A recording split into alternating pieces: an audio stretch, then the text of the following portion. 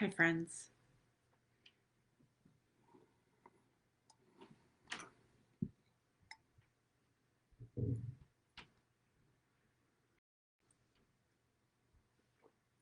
Hi, friends. Loved ones, beautiful souls. I feel a change coming. It's powerful right now. I just wanted to talk about our mind, body, and soul connection and how powerful it is when we can reunite those three and really become one, by letting go of limiting beliefs, by letting go of fears, by letting go, excuse me, my nose is itchy, by letting go of understanding what we're feeling when we're feeling it. Even I have moments where it takes me a few minutes to come out of my chaos in my mind and my body. When we feel emotions, generally we feel them in our bodies first, and then that creates a chemical signal in our brain. And we can go one of two ways. We can go down the rabbit hole of emotion. We can go down the rabbit hole of lashing out. We can go down the rabbit hole of self-defeating thoughts, or self-destructive behavior, or we can go and pull within, and we can understand that we have control over this. It's about retraining our mind and our body to connect with our soul self. It's about retraining yourself and rewiring those parts of you to really understand what you're feeling, why you're feeling. Emotions are energy in motion.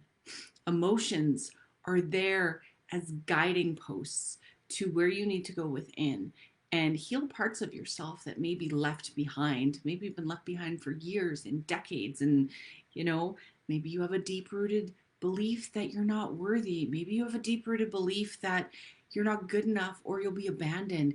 Comment below if you'd like to share what you feel that big, deep rooted belief that you're holding on to and working to transcend is. It's powerful when we can do that. When we notice those feelings and emotions coming up and feel it in our heart center, we can lean into that and we can become one with that and transcend it through conscious transcendence. We have to bring that unconscious to conscious level where we know and we're not just acting out of our parasympathetic nervous system and our limbic brain, our primal brain that wants to flee or fight or freeze and fawn, or whatever that coping mechanism that's deeply ingrained in you is, and coming to terms with what's going on with it. um, it's powerful when you do. And you know what, even if you are already there but you've fallen back into old patterns, that's okay. It's about believing and knowing that you're already that version of yourself somewhere out there. It's about really becoming one with it and trusting yourself. A lot of the reason why human beings, give up the journey is because they don't trust themselves, is because they don't understand their intuition and they can't hear it because the ego's too loud. Yeah, Monica, that's super powerful. Monica just said, many connect to my energy and I'm open but protective these days. That's why it's so imperative to do energetics, like to create a sovereign energy of yourself. So you're aware when people connect to it and you can actually physically just brush it off and be like, out of my energy, because people shouldn't be tuning into your energy. If you want to pass energy off to people, that's one thing. But if people are like, on it and absorbing, that's actually becomes almost a codependent nature. We don't want that, because that it goes from being consciously aware, to becoming unconscious, and it can happen so quickly, and then people will deplete us if we allow it. Yeah, it's so important to, I don't like to use the word protect, because honestly, once you're aware, you realize that you don't need to protect yourself from anything. It's more about creating that sovereignty, that bubble, and it's like an impenetrable bubble. So when things on the outside come in, and you're aware of them and you can let them be. You can ask them to leave, you can ask them to go away, you can come back to yourself and with your heart, and you can send everything off love. And that is so cool once we start to do that, because we realize everything always comes back to love. I There was a post in the group the other day about how love is the most powerful energy. unconditional love, and people wanted to argue that, and that's fine. Everybody has their own belief system. There's truth in everything. However, unconditional love is the seed of creation. It always has been, it always will be. And this is my belief from what I've learned. If we can hold unconditional love within ourselves, we can create anything within ourselves, because we understand that anything that comes at us that isn't unconditional love, we can transmute it and we can change it. We can just send it back, you know, reflect it back to sender. It's like, no, just like you said, Monica, reflecting it off you. Using the outside as a mirror to understand what we're doing, what we're seeing, and just coming into one with ourselves. I'm going to pull a few cards tonight. I wasn't going to, but I think I'm going to, because the collective needs another update. I'm pulling from my favorite Starseed Oracle, the Lightworkers Oracle, Rebecca Campbell. Beautiful cards. If you're looking for a beginner set, something that's very high vibe, these are great cards. If you don't want to read tarot, which I try not to read tarot because I don't read tarot enough where I can do it without the book yet. So I love oracle cards. They're very intuitive and very beautiful. So I'm going to pull a couple cards for the collective, and we're just going to move forward in that. I've had a very long day. How's everybody else's day been? I got called into work for 6 hours today. Happy Sunday, but it's good. Snowy, blizzardy. But yeah, the first card that came out. The first card that came out is All Paths Lead Home. Inner authority, intuition, turn your gaze within. And I love that because we were just talking about that mind, body, soul connection.